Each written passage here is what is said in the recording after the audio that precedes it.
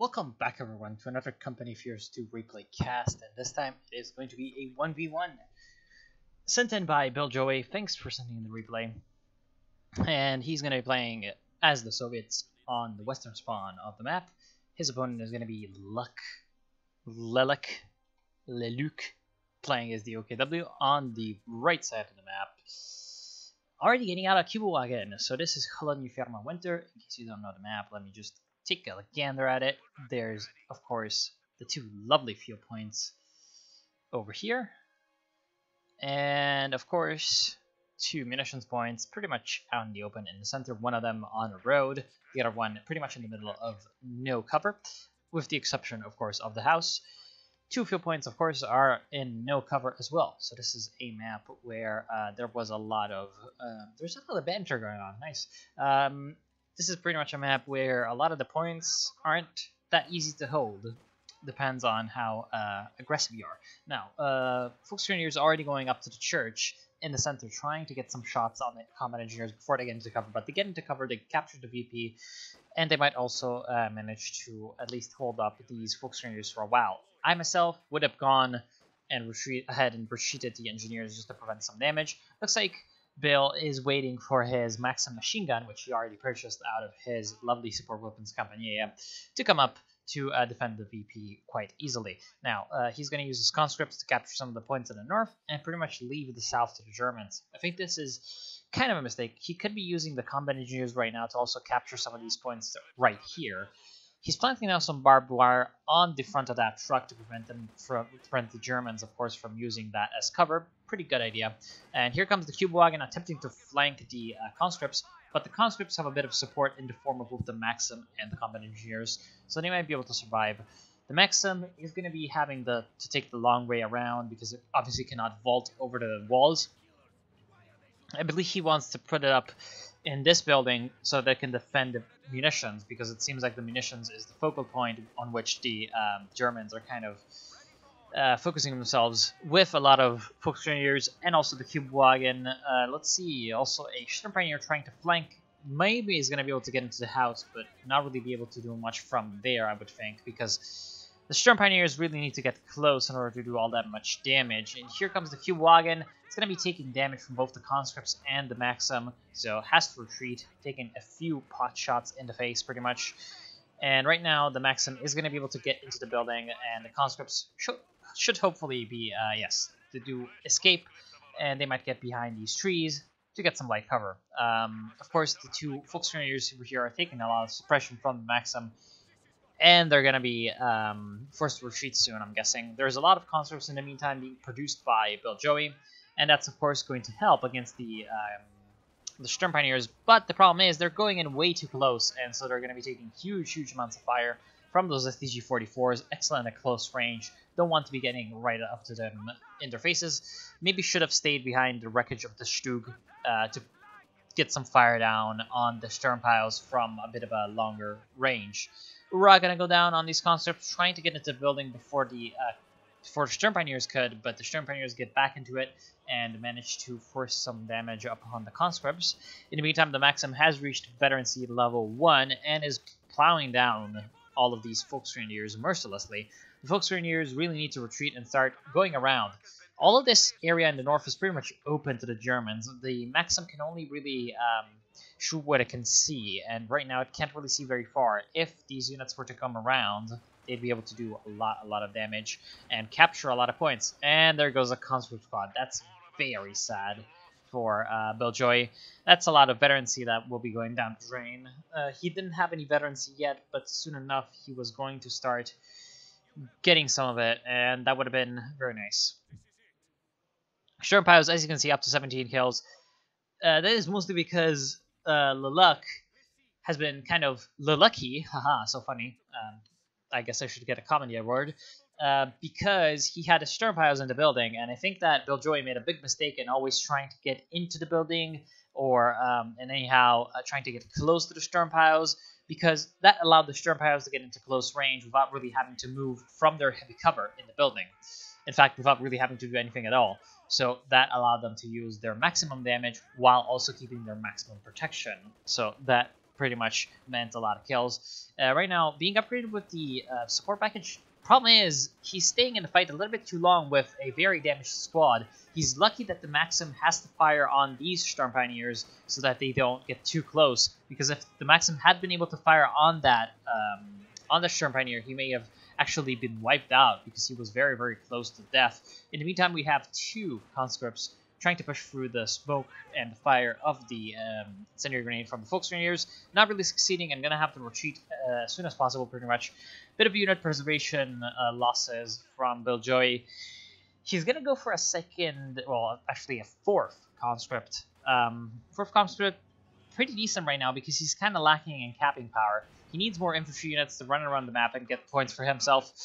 Very nice rifle grenade, or not rifle grenade, anti-tank grenade coming down from these conscripts. They could just get into this building and probably finish off the Kübelwagen. Not entirely sure. I would also try to chase, but here comes a couple of supporting Sturmpiles. I'm pretty much certain that these conscripts now have to retreat. At this point, yes, this is exactly what I would have done. Send in the combat engineers to try to capture the cutoff point. Problem is, with all these forces nearby, these lovely Storm Pioneers from Leluc, he could definitely try to come in and disrupt that capture. Ooh, we have a Doctrine pick, in fact, from Leluc. He's going to go for Special Operations. Belljoy has already selected Guard Mortar Coordination Tactics.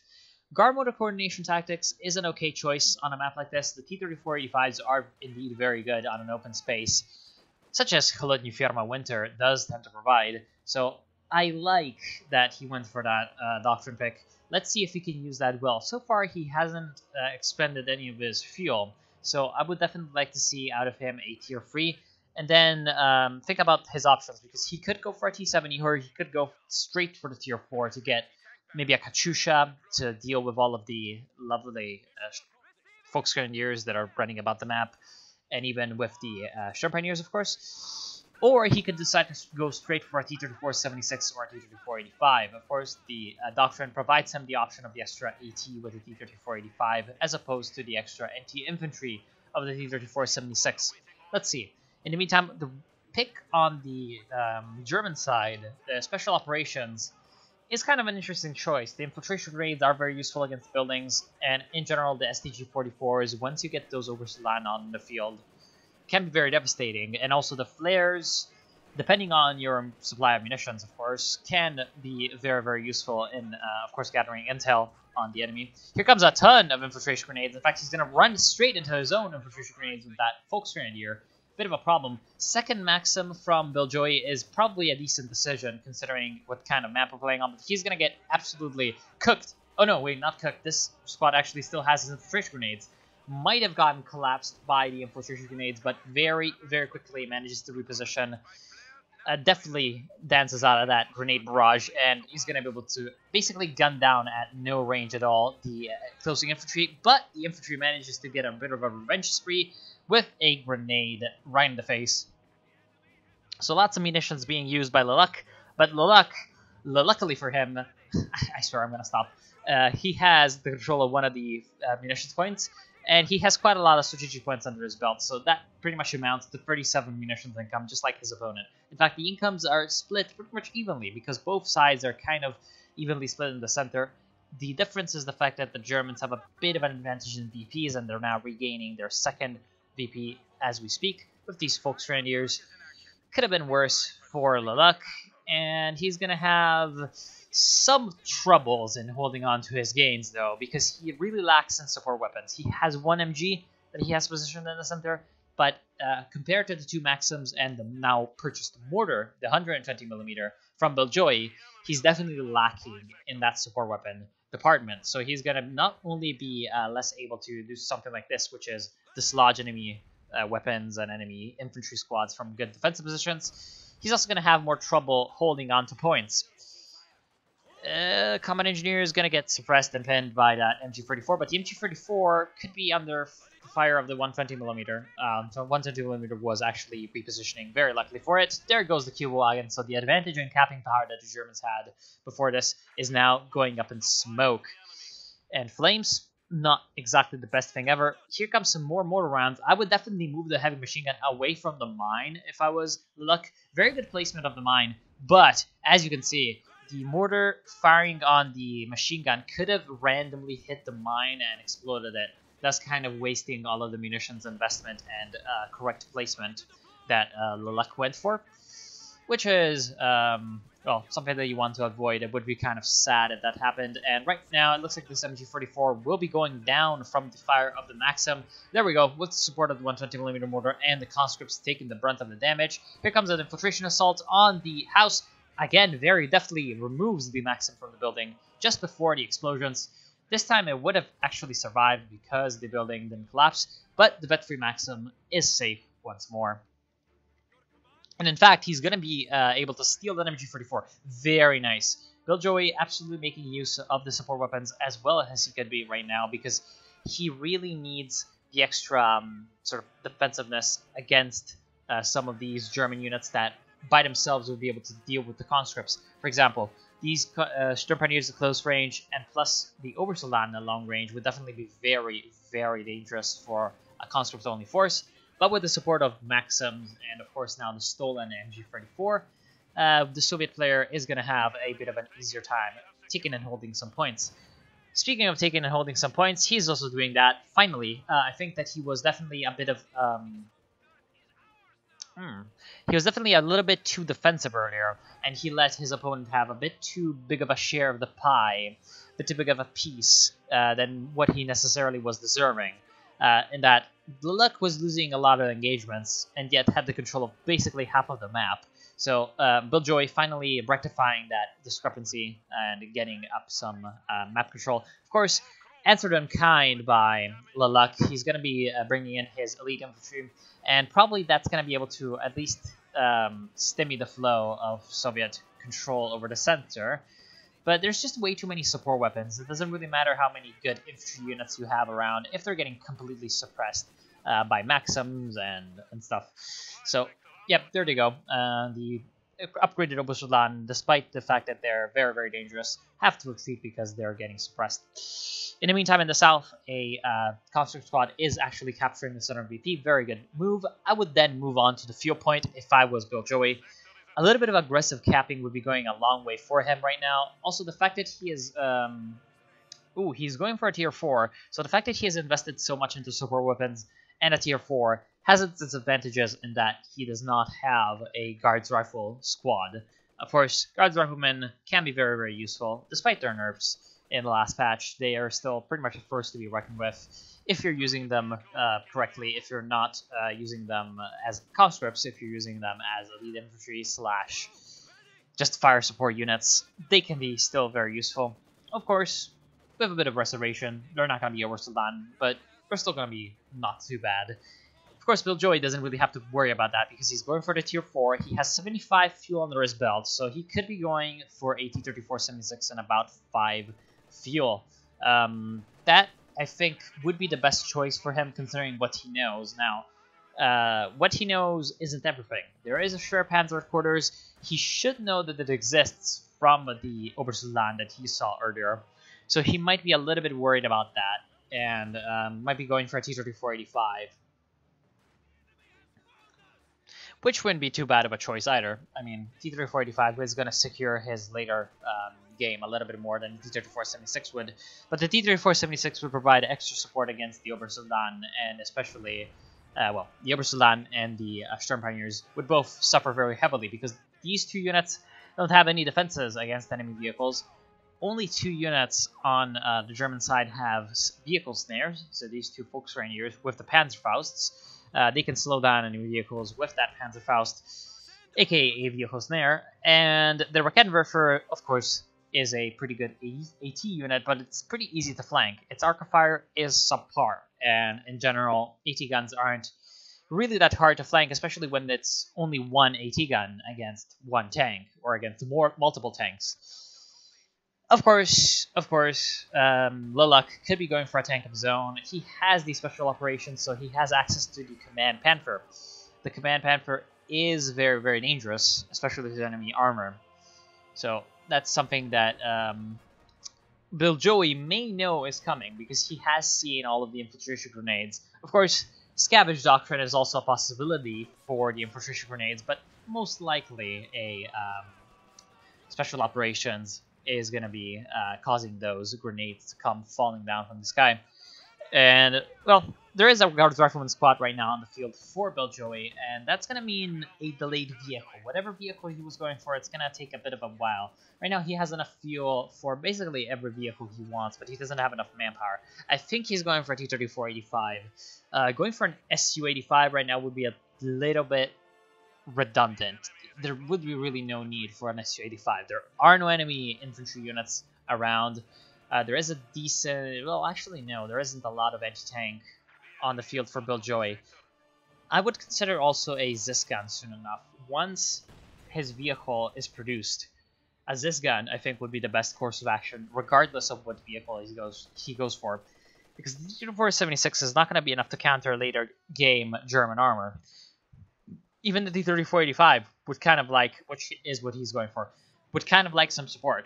And the Su-85 would need to be defended on the flanks from enemy vehicles. There comes a grenade, a very nice RGD-44 grenade from the guards. Might be able to wipe out this Volksgrenadier, but they're able to escape just barely. Very lucky for that Volksgrenadier. He could have definitely gotten a wipe off of there. He can definitely use that wipe off of there, because that Volksgrenadier is up to vet 2, and replacing that is going to be hard for Leluc. In the meantime, a normal Panther has been produced by Leluc because he has realized that the CP situation isn't really in his favor. He's gonna need to wait quite a while to get a Panther command tank, and he just wants to get it done with and get a normal Panther. Here comes another grenade, deals a little bit more friendly fire than enemy kills, which is just sad. And here comes the Panther. This is going to be a bit of a good thing for the Soviets, because the Panther just revealed itself firing at infantry. Whereas I think that the Panther's better use would have been to just kind of skulk in the shadows somewhere, keep itself not spotted, and then wait until the T-34-85 or whatever Soviet tank was coming in reveal itself, and then spring the ambush. Come in with the Panther, deal a lot of damage, perhaps get a kill. That's what I would have done with the Panther, because the Panther really is mostly just used for anti-vehicle.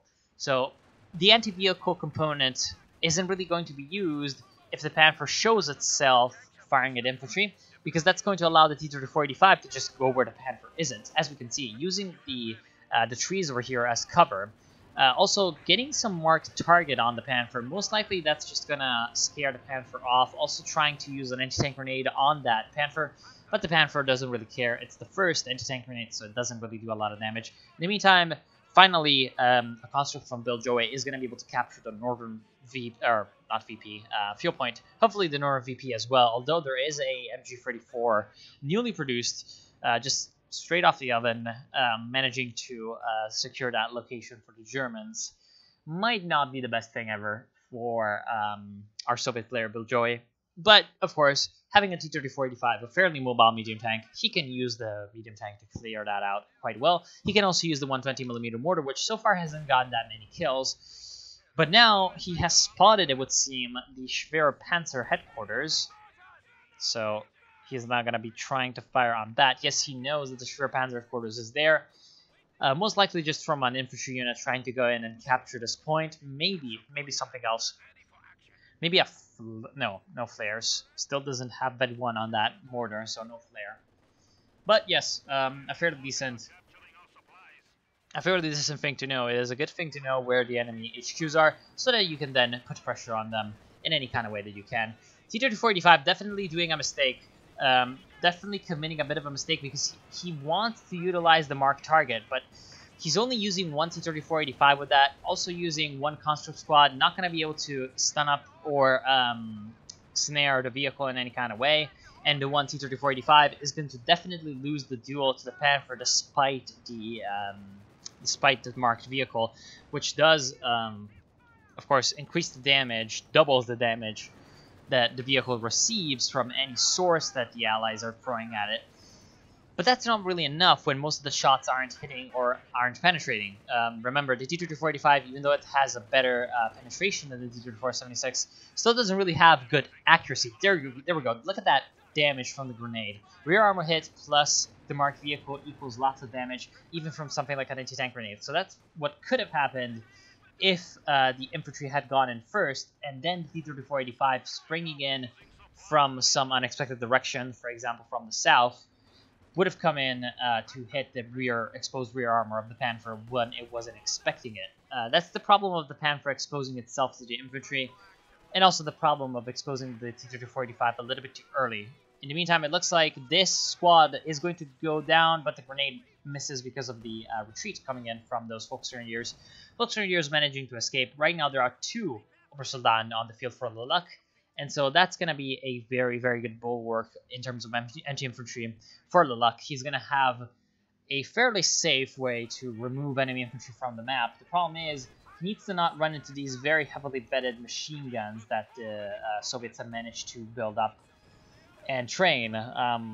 Lots of experience coming in on those machine guns means lots of suppression and quite a bit of survivability on those 6-man squads, because remember, a German machine gun in Soviet hands is much more dangerous than a German machine gun in German hands because of the 6-man crew. In the meantime, support gun firing on the Guards Riflemen and doing quite a bit of damage. T-34-85 trying to crush the Volksgrenadiers under its treads, not really working out too well, and also taking some damage from the Panther, and also realizes maybe that there's a Raketenwerfer nearby, as the Raketenwerfer decides to shoot at the T-34-85.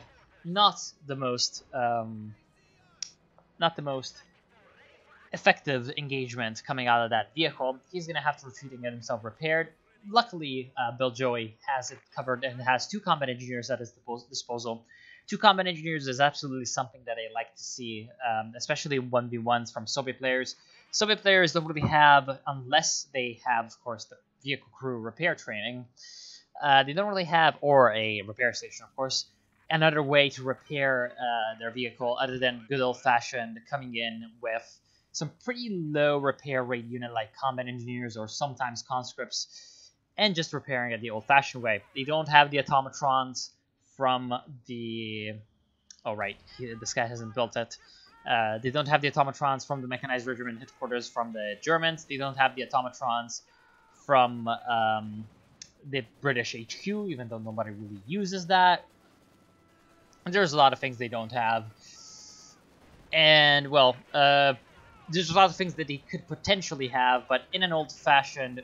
Oh, there we go. Exactly what you want to do. Whenever the enemies are pinned, there's absolutely nothing that they can do, and you can just go in and run them over.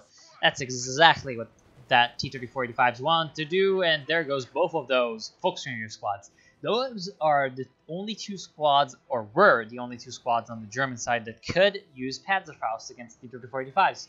That's kind of crucial. Leluk should be focusing right now on getting some manpower and regaining those squads at once. Because T-34-85s are medium tank, they're kind of focused on flanking the enemy, using their speed and mobility, getting behind them, and then doing their damage, getting out as quickly as possible. You want to destroy their engines. You want to make sure that they're kind of trapped in one place and can't do much. Right now there is a command Panther on the field from Leluk, which means that the Germans have their own marked vehicle. This has been nerfed in the last patch, nerf buffed actually in the last patch, and well, that's not really enough to decrease its great effectiveness against especially tanks like the T-34-85, tries to get one last shot in on the Panther with the ram. A pretty noble attempt, actually. The Panther does, luckily for the Soviet player, get a damaged engine and not just a stun. Second T-34-85 comes in and tries to get the finishing shot, but misses. Very luckily, doesn't hit the mine. In the meantime, the second Panther also able to essentially pop down some rear shots on that T-34-85. Last shot manages to destroy the T-34-85 before it, the Panther, before the T-34-85 goes down. In the meantime, these guards were trying to essentially support the tanks with their PTRSs, not really doing enough. I think a Bund vehicle on the second Panther might have helped out in keeping the other T-34-85 alive. In the meantime, though, on the south side, a very, very good stun grenade from the Sturm Pioneers is going to save themselves while they escape from these conscripts who are out for blood and revenge. But they're not going to be able to get their blood and revenge, so they're going to take their anger out on the points. Very, very good job from Beljoy, managing to recapture the southern BP, and also finally get some stabs against this fuel point, getting some harassment done. That's exactly what Beljoy needs to do, cut into the resource income of the Germans, because the Germans just lost very, very big unit, the Command Panther. Command Panther, 225 fuel points, which is, of course, a little bit less than what he lost in T-3485s, which is 260. But it is a more valuable loss because the T-3485s are going to be replenished a little bit quicker than the Command Panther is, despite their increased cost because of the resource gain from the Allies being superior to the resource gain from the Germans. One T-3485 already being replenished. In the meantime, that's going to have to square off against one Panther, which isn't necessarily all too good. One problem is the fact that very nicely for luckily for him, yes, I know, the wrecks were actually left pretty much intact by the fighting. And so he's going to be able to salvage those for quite a bit of fuel. Looks like he's going to get about, well, it's set at 10 overall, but I'm pretty sure that medium tanks are worth a little bit more than actually 5 fuel. I'm guessing he got around 20 out of that salvage, which is, of course, a very, very respectable salvage. And it's going to help with the replenishment of that Command Panther. Getting a replacement out as soon as possible is going to be his priority right now. There goes a Sturm Pioneer that was trying to repair the Schwer Panzer quarters, so lots of infantry units going down for the Germans. This is a very, very big problem for Leluc. Despite the fact that it may look like, in terms of big units, he's still there. He's got 2 Obersoldaten, he still has 1 Sturm Pioneer, he still has that 1 Bed 1 Panther. Problem is, he's lacking the backbone.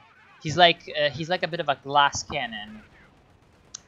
And so, once his few big units go down, his opponent, with lots and lots of mediocre and good units, can essentially just take over the map. Because he has huge amounts of units that are going to be able to swarm around the map, overwhelm the little number, the German units, get them to retreat, and then spread out and capture a lot of points, utilizing their support weapons to hold the ground. Because, look at this, right now, oh, another squad going down, very, very good for Bill Joey. Look at this, there's 3 units on the field for the Germans that can capture points, right? And there's 3 machine guns on the Soviet side. So the Soviets can literally cover the entire map with machine guns right now, considering how many units their enemies have. They can put 1 machine gun on 1 VP each and keep that for, well, about 6 minutes and win the game. I really think that Bill Joey should be much more aggressive right now. I don't think he realizes just how much he has smashed the Leluc's infantry forces. Leluc, right now, if Bill Joey were to just push in, would have nothing. He's also making a big mistake. He's going for a second Obersoldaten squad. Instead of replenishing his Volksgrenadiers first and getting a lot of units that can go around the map, capture points, sort of be a meat shield for his better units, use Panzerfaust, have utility. Instead of getting those, he's going for the big unit, the Obersoldaten. But the Obersoldaten aren't really going to be able to do much once the swarm of T-3485 start to come in. Once, of course, they run into machine gun walls, these Obersoldaten aren't really going to be all that useful. It's kind of at this point that you would kind of want a Volksgrenadier to flank around, be expendable, throw an incendiary grenade on that machine gun, force it to retreat, and then come in with the Obersoldaten and doing the dirty work of cleaning up. That's just my opinion, though. Ooh, demo charge. Finally a demo charge coming in from Bill Joey. That was a bit of a mistake that he did earlier in not using any of those. Of course, very, very useful to wipe out units, but he has been doing that regardless of that. Of course, the Obersoldaten might be coming in. This demo charge is kind of wrongly placed. It should have been placed more on the outskirts of the point so that when a unit does something like this and wants to stay on as much as possible on the outskirts of the capture point, because it just makes more sense to get less clumped up. There goes the demo charge, and it doesn't kill everyone because, of course, they were all a little bit too spread out. I think I would have saved the demo charge if I was Bill Joey, because if you save the demo charge, it can come in a little bit more useful later. Here comes a nice flank coming out of him. Very nice button vehicle going to come into that Panther, but very luckily for the Panther, the button vehicle is cancelled, most likely by a grenade. Here comes a Stuka barrage. A Stuka from Leluc. Now, that's a unit that I didn't think I would see. Of course, trying to counter all of the support weapons that the Soviets have. But when I have 3 infantry units, none of whom are mainline infantry, all of whom are specialized / elite infantry, plus 1 machine gun, plus 1 panther. What I want is some kind of generic fighter unit that can be stuck in the front line and do its own duty. Take some punishment. Go in, get some DPs, get some points, defend them perhaps. What I don't want is an artillery unit. What I don't want is more specialization. I want some bodies. I don't want brains. I don't want, you know, supportive assets. I want something that can fight. So I myself would have gone for a command panther again, because I know that the Soviet player has a lot of fuel points under his control compared to me. Of course, the fuel points themselves are one-on-one, but this point has been harassed more than this point has. So overall, the Soviet player also has more strategic points under his belt. That means more fuel income overall for him. So he's going to be able to pump out those T-34-85s quite quickly. To counter that, I would go for a command panther, absolutely. Another option would have been actually a Panzer IV, because I know that the Soviet player has a ton of weapons and infantry all around, and the Panther isn't really all that good against something like this.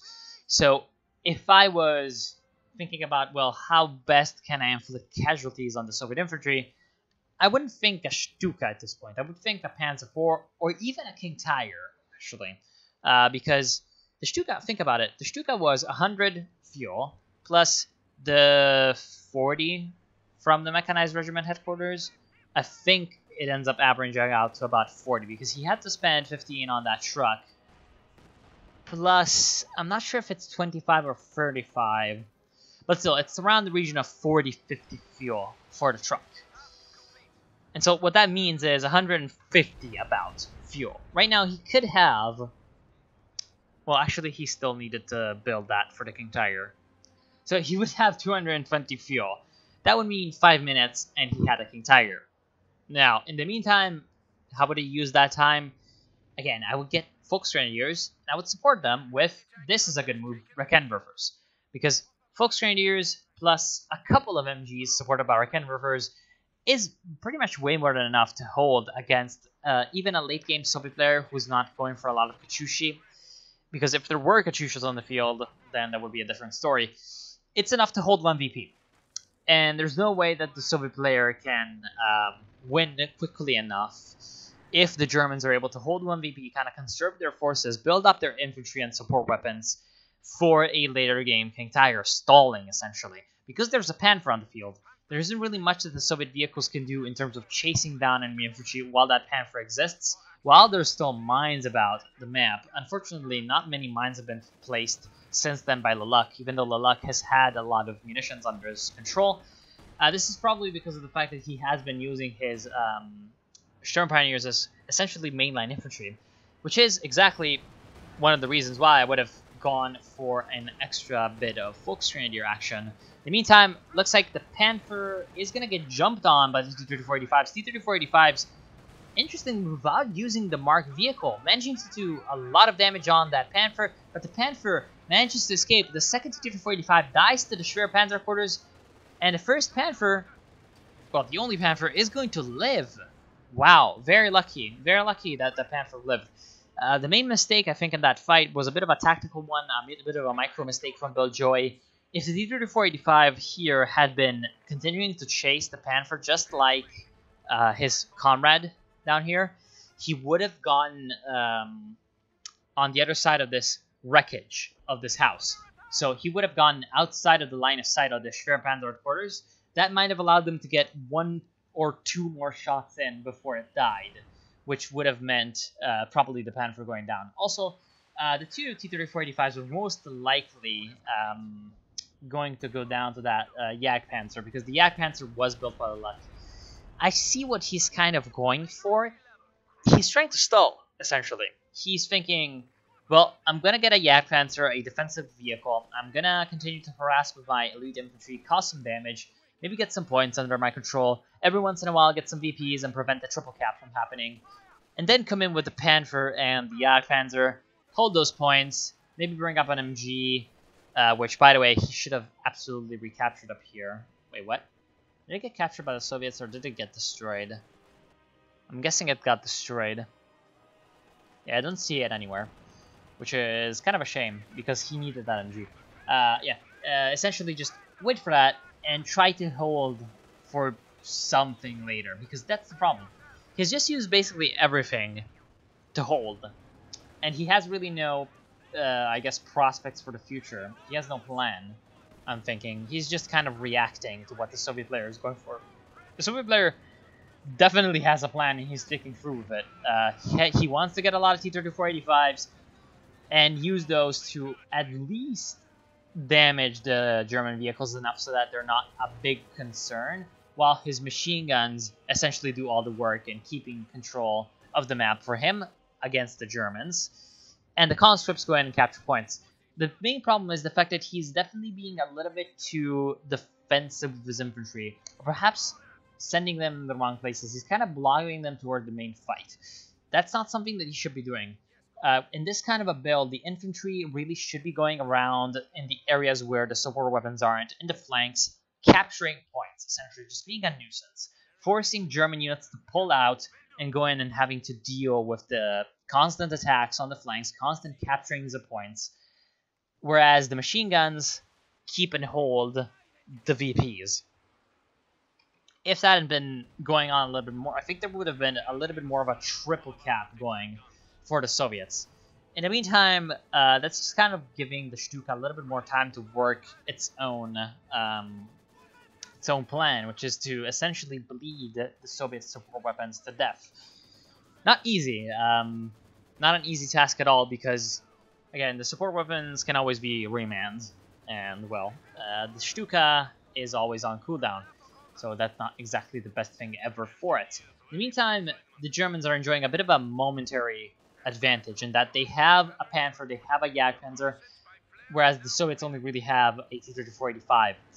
The advantage that the Soviets have is, of course, the support weapons, so they need to lure the Panther like this onto an ambush. Here comes the Raketenwerfer, going to be able to do a little bit of damage. Panther now up to vet free, so it should be able to escape quite easily. Now that it has those armored skirts, gets a bit of extra armor as well, so not going to be quite as vulnerable to that Raketenwerfer. But here comes the anti-tank grenades coming in with the Ura from the conscripts. First anti-tank grenade gonna connect and actually deal quite a bit of damage, along with the Raketenwerfer, which is still in range. Panther essentially stops a little bit too close to the action and eats a little bit more Raketenwerfer than it would have wished. In the meantime, takes the marked vehicle, and the marked vehicle plus the T-34-85 are gonna be able to destroy it. There's a Jagdpanzer trying to assist, but really not gonna be enough. The Jagdpanzer also gonna get a bit overzealous and drawn into the Raketenwerfer. Very luckily, the Raketenwerfer doesn't manage to get a shot off and gets a bit of a slanted repositioning. Repositions, fully gets a shot off. Another grenade goes down on the Jagdpanzer, but right now the T-34-85 took a little bit too much damage to capitalize on that damage that the infantry has managed to deal to the tank. So very unfortunate for Bill Joey, but also very good play in that he was able to deal with that Panther. In the meantime, the Germans still have VP control. Again, I'm thinking that with the infantry, Bill Joey needs to be much more aggressive. He needs to be bringing up the very good grenade, by the way. He needs to be using that infantry aggressively all over the map, sending it around. Whenever it's idle, just move it and capture something. If it doesn't move, capture it. That's pretty much the rule of whatever you're doing in Company of Heroes. If it moves, kill it. If it doesn't move, capture it. That's what you should be doing, especially as the Soviets. The Soviets really require you to be very dynamic sometimes, especially on a doctrine like Guard Mortar Coordination. If Bill Joey had been playing with, for example, Soviet Industry, Shock Army, Shock Rifle Frontline Tactics, I would have thought about, defensive play being okay in this moment, because the IS-2 or the KV-2 or the ML-20 would have definitely helped out in dealing with a more static approach. But with T-34-85s, you really want to be going around, surprising your opponent as much as possible, and especially keeping pressure without losing too much. Oh, very lucky. Very lucky for Bill Joey. He comes in, tries to spot the Stuka, I'm guessing. He was trying to hunt down the Stuka and sees a Puma armored car. I'm not sure why the Puma armored car was built by the luck. Oh, here comes the ground attack. Very, very good job from Killjoy. Guesses correctly where the Puma was. Uses the attack round with the G-Husky and manages to get the kill. Interestingly, backs up into a Jagdpanzer, even though the Jagdpanzer is backing up into the Soviet base. So there's a bit of a Benny Hill thing going on, where the T-34 is backing into his base, but the Jagdpanzer is also backing into the T-34's base, and it's a bit of an inception war. In the meantime, Jagdpanzer takes the marked vehicle, receives that debuff, manages to kill the first T-34-85, tries to get into the cover of the smoke, but it's not quick enough, and right now it's a bit cornered onto the ledge over here, so he's probably going to go down. Very smartly manages to get over the ramp and into a bit of safety. T-34-85 should really be trying to flank it instead of staying in the front. In the meantime, doesn't manage to penetrate the frontal armor of that tank, and in the meantime, the Jagdpanzer is definitely managing to penetrate the frontal armor of the T-34, but the Jagdpanzer stops going back, and that's enough for the T-34 to get around and circle strafe it. This is when the tank destroyer is obsolete, officially. Pretty much red taped into obsolescence and is now going to be deleted by the T-34-85. If the T-34-85 can, of course, keep running around it, which it should be able to do thanks to its superior mobility. There. And there it goes. The armored skirts from that Vet-2 isn't pretty much not going to be able to save the Jagdpanzer from its fate. It's pretty much Shakespearean fate of being completely surrounded. Well, if the Shakespearean fate of the Jagdpanzer is to be circle strafed, the Shakespearean fate of the Raketenwerfer is to kill T-34-85s and then be killed. There we go. Surrender coming in from the Luck. There was pretty much nothing that he could have done. Again, I think he should have gone for King Tiger. He should have tried to get some defensive units, turtle up into one area, make that his fortress, and try to resist there until the King Tiger comes out and saves him. I think that would have been a much better strategy than trying to essentially be reactionary. And what he tried to do was put patches onto a bit of a gaping gunshot. He tried to put a bit of a patch onto it, didn't work, when perhaps he maybe should have just cut off the whole arm and tried to save what was savable. So that's pretty much the end of that. I want to thank you for watching. Hope you've enjoyed. Thanks to Billjoy for sending in the replay. Hope you learned something. And I'll see you soon. Is this guy looking for the famed vodka? I don't know. I'll see you soon.